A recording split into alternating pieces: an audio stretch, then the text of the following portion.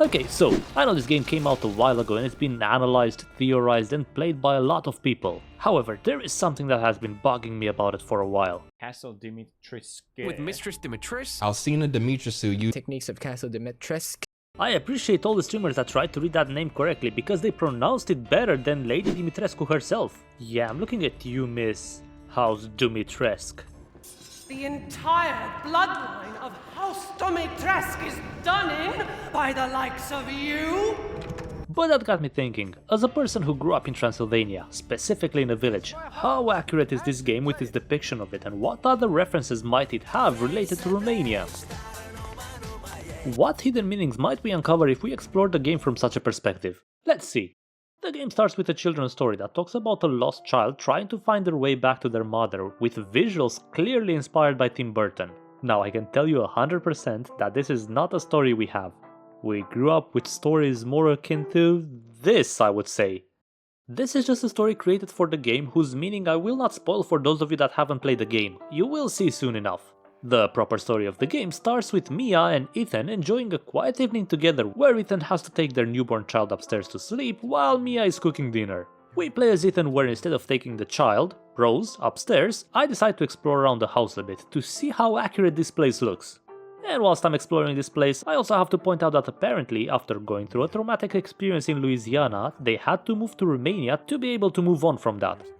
And whilst I haven't played the previous game to know what that traumatic experience was, surely it can't be as bad as moving here, right? No, but seriously, I haven't actually played Resident Evil Biohazard, and whilst I could have watched the recap to learn what happened, I decided not to do that instead, in case I ever want to play that at one point. It will feel like a prequel. However, I am aware of some details, such as Ethan going through a house to look for his wife that disappeared for a long time, and that the people living there were infected by a fungus, I think. Regardless, they obviously both escaped alive and moved here and had a baby. Which got me thinking. The baby was born in Romania, so does that make her Romanian? It does, doesn't it? Alright, we were exploring the house, which after looking around a bit, I wouldn't necessarily call it traditional. At least not the big elements, such as the layout and the structure of it. When it comes to smaller details, I did find a few. Like this table cover. I swear there is something about Eastern Europe and having table covers, specifically embroidered ones. It's so common to have these, I think if you chose to eat your dinner without one, you wouldn't be able to finish it because police would be knocking at your door to arrest you. So smart move there, Mia, the police won't be coming to arrest you tonight. Moving on though, there are other things such as the vases and... that was weird. Anyway, I got distracted, gotta take Rose to bed. Before I do that though, I have to explore one last room where they moved everything that the previous people who lived here left behind. That's if they are still alive. I knew this would be a place I could find more hidden things. A chamber of secrets, if you will. But I was wrong because look at this calendar. Clearly the developers did not do their research properly because an authentic calendar would look something like this. There, I fixed your game.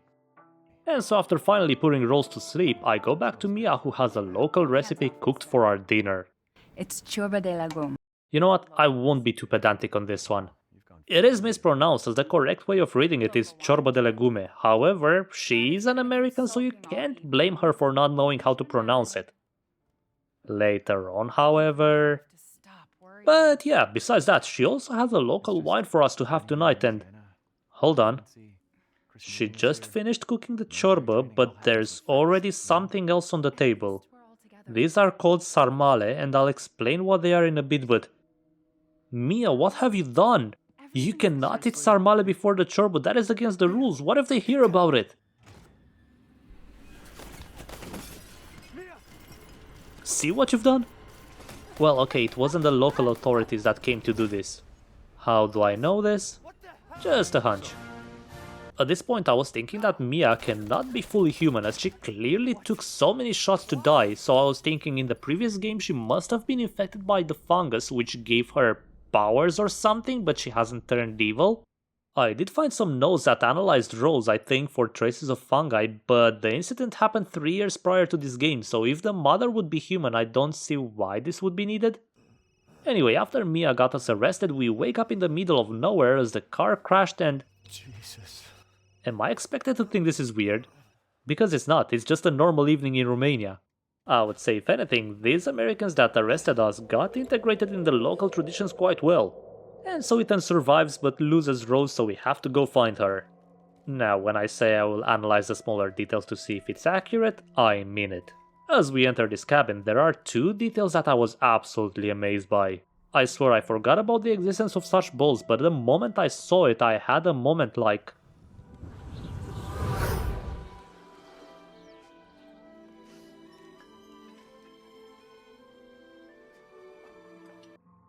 I don't know how to explain, but this bowl is very accurate to what would be used in a village at least up until late 90s.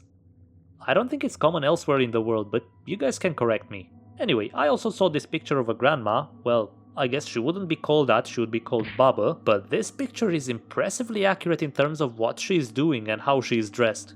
We have barely started and I'm already impressed on the accuracy on some details, so let's move on as we exit the house and find out where we are.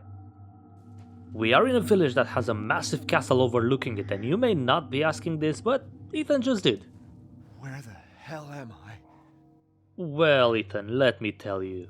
Whilst it's not depicted one-to-one, as that would be quite impossible due to the gameplay, I believe this is inspired by a real castle.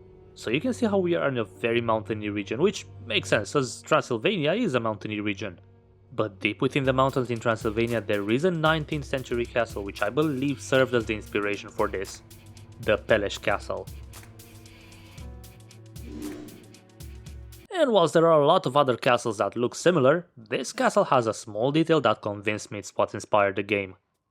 This castle at the time was known as the most technologically advanced castle in the world, I believe, with technologies such as central heating, having its own electrical network and even its own energy generator. But one of the most mind-blowing things about it, and something the owners were very proud to show visitors, was that the main hall had a ceiling that was retractable. And so when I was fighting one of the early bosses, who is weak to light and had to defeat them by retracting the ceiling, I was convinced this is the inspiration. But I'm getting ahead of myself. Before getting to the castle we have to get to the village, and let me tell you this. Whilst earlier when we got to the wooden house I wasn't convinced that the designers made accurate houses, once I got to the first proper house in the village and saw the red bricks with the paint being chipped away, I was blown away. This is exactly how a rundown house in a village would look like. Even the inside of the house looks so accurate. But even this is not the most accurate part of the village. As I exit the house and go on the streets, I cannot believe how well they made these small streets and the architecture of the houses surrounding it. Even if I didn't know where the story takes place, if you were to show me this part, I'd instantly go, yep, okay, we're in a Romanian village, right? And it's interesting because this is not how most villages look like in the most parts anymore. The center of the villages have been somehow modernized, but there are still remnants of this at the outskirts and the more abandoned places in the village, but this is how they would have looked like in the 18th and 1900s. And as I waste more time and focus all my attention on this one pot, thinking, yep, I had a spot as a kid growing up, I noticed something. Here's a test for those of you that are not Eastern European. Imagine this. You just woke up and head outside of your house, ignoring the fact that this bins should not be a thing. You then slowly walk towards a small shed normally placed in the back of your house. What do you think this is? Did you just see storage space? Nah, it's an outside toilet. They even got the village outside toilets, guys. Now, as excited as I have been up to this point, the whole dream is about to get shattered. Why? Because this is the point where I start noticing something. As I explore another house, I encounter this old man clearly scared by something.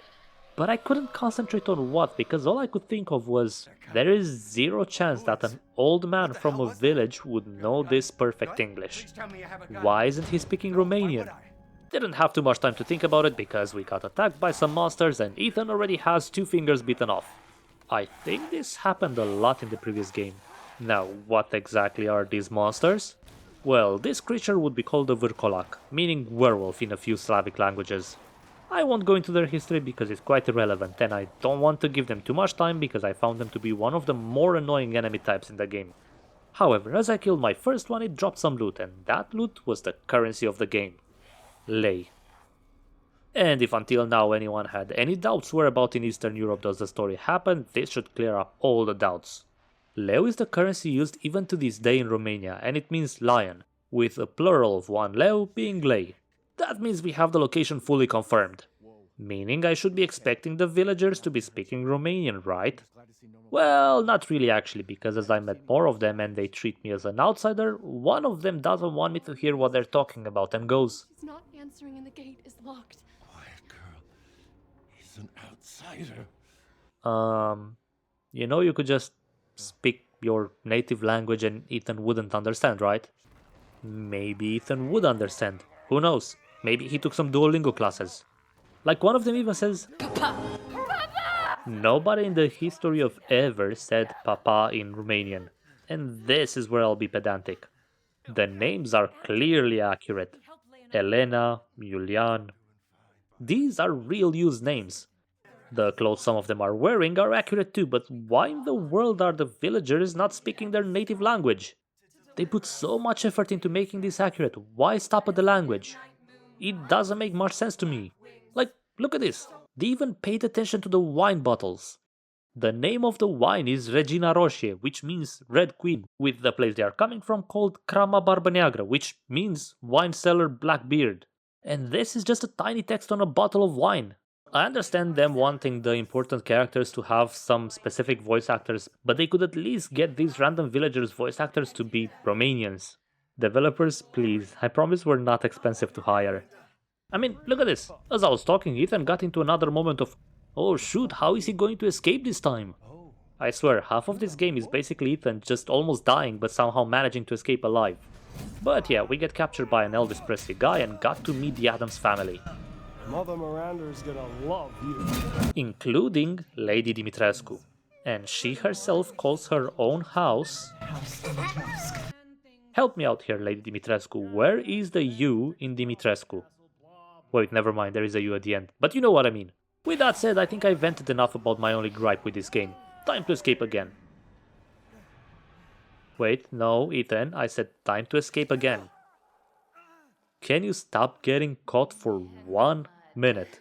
Well, it's okay I guess, because we got captured by Lady Dimitrescu and her daughters, which gives us the opportunity to explore inside the castle itself. Again, this castle has to be Peleș Castle. Look at the main hall in the game compared to the main hall in Peleș Castle. This made me really excited to see what references I can find in here.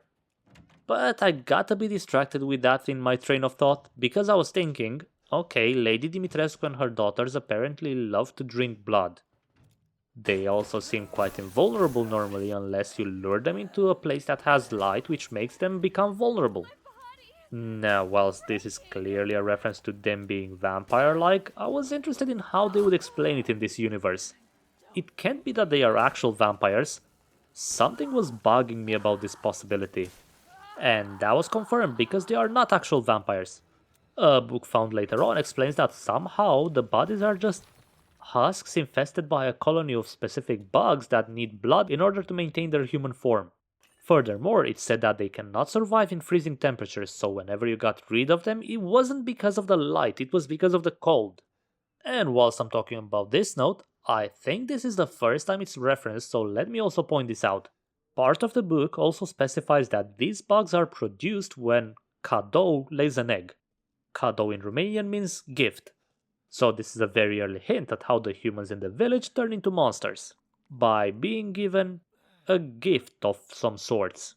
I say very early hint because towards the end of the game, it is revealed that this cadou is a worm exposed to this fungi which makes it transform into a weird creature.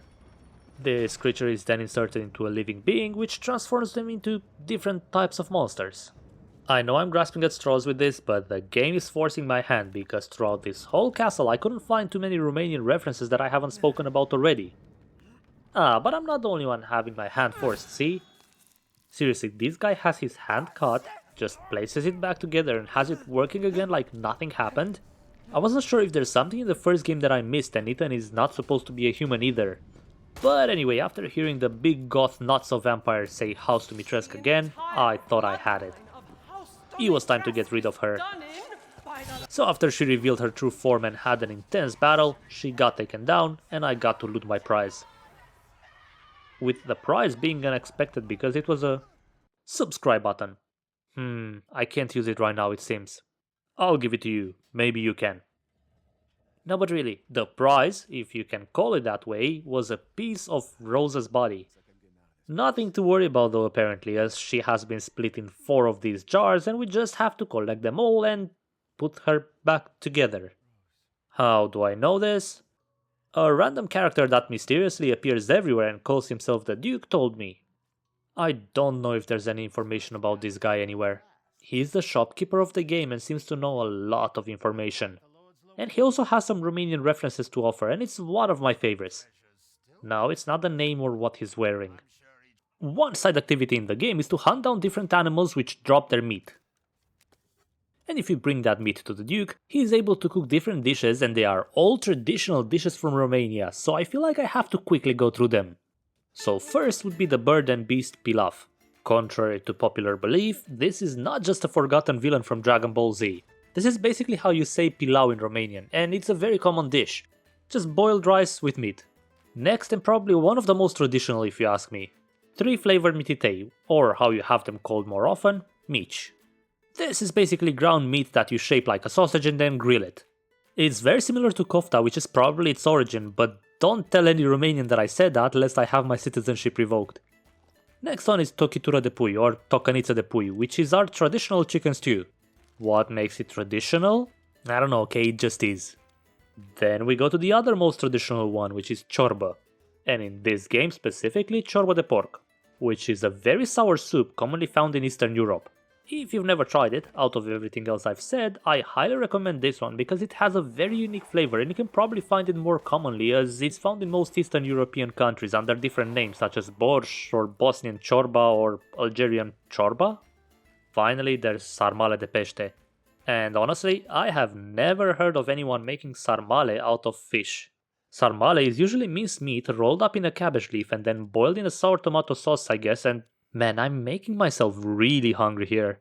Yeah, this is also a great one to try if you get the opportunity. Highly recommended. Are you still with me or did you go grab some food? You are? Let's move on. It's clear now that we have to take on all the 4 houses of monsters in this game. And with House Dimitrescu gone, that leaves us with 3 other houses from, I guess, different countries? There's House Beneviento, which is clearly Italian, House Moreau, which is French, and then House Heisenberg, whose leader might indeed sound like Elvis, but don't get confused, they are German, I think. And because they are all from different countries, I wasn't too hopeful I'd find too many references, but I ended up finding an interesting one in the house with the creepiest moments in the game by far. It's not just one creepy part where you get chased by a fetus, they also went full Chucky and had killer dolls. But as I was getting chased around, I entered this room that has a texture for something that I couldn't find anywhere else in the game, which is really cool to me. It means that the developers took their time to make this one just to use it once. And that item is a traditional dress called ie. It has the exact texture you'd expect and they even added the Romanian flag. Kind of. It's the wrong way, but I'll take it. Well done, developers. I forgive you for giving me absolute creeps hunting down cursed dolls. I did that successfully though, which means 2 houses down and 2 to go. And the next one is the freaky fish guy. You're stupid. I am not a freaky fish guy! From this point onwards though, I don't think I found many items. The references moved to enemy names mostly, which I'll go through as we encounter them. So as I'm battling this fish guy, I can tell you what I was confused of at the time. This Resident Evil seems to focus on fungi transforming people, but I thought that the thing that transformed people into zombies was a virus, but now I was not so sure anymore. At the end of the game it got cleared up though, as it's revealed the main evil from this game, Mother Miranda, encountered a doctor called Oswald E. Spencer, and they spent some time together and shared each other's researches. This Spencer guy seems to have went a different route than Miranda. Miranda went for the fungi way of infecting people, whereas Spencer found a virus which he called a progenitor in Africa. Now, I don't know much about Resident Evil, but I believe the 5th one is in Africa, so maybe it's a reference to that. One thing that did appear from the previous games is this Chris character. However, regarding this guy, I feel like most of the game could have been avoided if only he knew how to talk instead of barging inside Ethan's house, appearing like he killed his wife and then leaving without giving any answers. Just talk, Chris, just talk. But anyway, I defeated the fish guy and ended up in a puzzle room. The reason why I'm talking about this is that in order to complete the puzzle I had to burn an enemy and lead them to a lamp to light it up. And when I did that, I got an achievement that revealed the name of this enemy. Moroica. Moroica is a type of vampire in the Romanian folklore, but what I found interesting is that absolutely no one uses that word anymore. Not even in villages did I ever hear it. Meaning the developers really did their research on this, as the most used word nowadays would be strigoi. Let's not keep Ethan waiting and head to the last enemy, Charlie and his werewolf factory. And in here I got to take revenge on the massive monster that almost killed us. No, not that time. Not that time either. Ah, that one, yes. Which is great because defeating him revealed his name, Uriash. He's a very large enemy, maybe one of the largest in the game, so it's only fair to name him Uriash as it just means giant. This guy really loves to name his creatures simple names like this.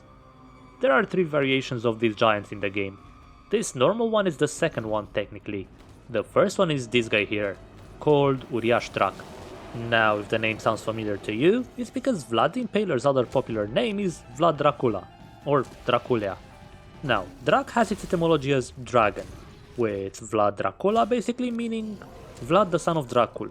That's because his father was named Vlad Dracul the moment he joined the Order of the Dragon. However, in modern times, Drac ended up just meaning devil, so Uriash Drac would just mean giant devil. The last giant is Uriash Strajer, with Strajer basically meaning watchguard or watchman. Anyway, there's one last enemy group that Heisenberg has that is worth mentioning, which are these zombies you find in his factory, with the only weak point being their glowing red engine. These enemies are called Soldat, which just means soldier. Their design though? Nothing to do with their names. They just wanted to set the stage and make you feel like you're playing Doom for when you get to Heisenberg. Talking about Heisenberg, with him defeated and most references out of the way, it's time to take down Miranda. I sure hope Ethan doesn't just encounter her for 1 minute and has his heart ripped apart and dies. Damn it, Ethan, that's the one thing I hoped you wouldn't do. The least you could have done is show me your face before you died. Well, I guess it's time to switch to Chris and play as him and untangle the mysteries behind the story. So Miranda can take any shape she wants, so she transformed into Mia and infiltrated Ethan's family. For how long? I don't know, I hope not more than 1 day because feeding Rose might prove quite difficult. Also, I don't want to imagine Ethan going to sleep with, well, with this. But hold on, cause I hear some of you saying, why would she try to steal Rose? What could she do with her? Wait, no one? Am I the only one that was confused about that? Fine, maybe you guys can illuminate me, but my best guess is that Mia was infected with a fungi and as such when she gave birth to Rose, she passed that on to her and gave her superpowers? Regardless, the reason Miranda cares about this is because she wants to revive her dead daughter and needs to find a suitable host. And I think this is made possible with the fungi. From my understanding, when the fungi infest a human, they can retain their memories and personalities, so in theory, if you use that fungi on someone alive, you can revive them. But anyway, after playing as Chris for a bit and finding Mia alive in prison somewhere in the village, the biggest plot twist is revealed. Evelyn? How are you here? You're dead. Yes, Ethan is indeed dead. But he died in the prequel and from the looks of it, it was kind of at the start of the game. He just got infested. Wait, is it infested or infected? Anyway, with the fungi and that kept him alive, but dead? Which is a really nice reveal because it means we don't need to play as Chris to save Rose. Ethan can still save his own daughter and whilst sure he might be theoretically dead, he can still be there with Rose to be by her side and watch her grow. I sure hope he doesn't just die again after the Miranda boss fight by sacrificing himself to blow up the fungi core. God damn it, Ethan. Well, at least Rose and Mia evacuate safely. Meaning there is a possibility for a future game where you play as Rose as a teenager living with his weird fungi powers, which makes her life miserable and be bullied and go through 3 hours of her trying to get rid of the powers only to realize at the end that that's what makes her who she is after seeing Ethan's spirit still protecting her. God, I hope we get that eventually.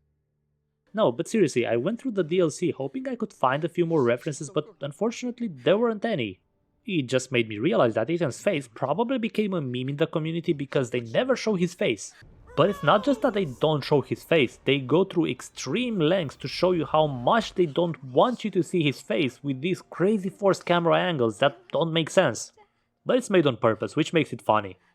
And after defeating Miranda one more time with the help of Ethan and gaining some superhuman powers, the DLC was concluded too. So I did something that I don't think anyone did in this game. I watched the credits. I watched the credits because I was curious if there was any Romanian working on this game. I did that because I felt like some of the aspects of the game were made way too realistic to not have had someone native explain the importance of them. And to my surprise, there was absolutely no name I could see that was Romanian, so unless someone proves me wrong, which I'd be more than glad to happen, I think there was no one. Meaning the people who made this game had to go through some really deep research to be able to create what they did, and I fully respect that. With that being said, I hope you enjoyed my rambling in this one, and I hope I revealed some interesting aspects regarding the game for you. The game is great, and even though before playing this I wasn't too interested in the new Resident Evil game, I am now quite curious to see where they go from here. For now though, I just wanted to let you know that I implanted a cadeau in the subscribe button, so you might wanna shoot it before it transforms. I'll see you in the next one. Bye!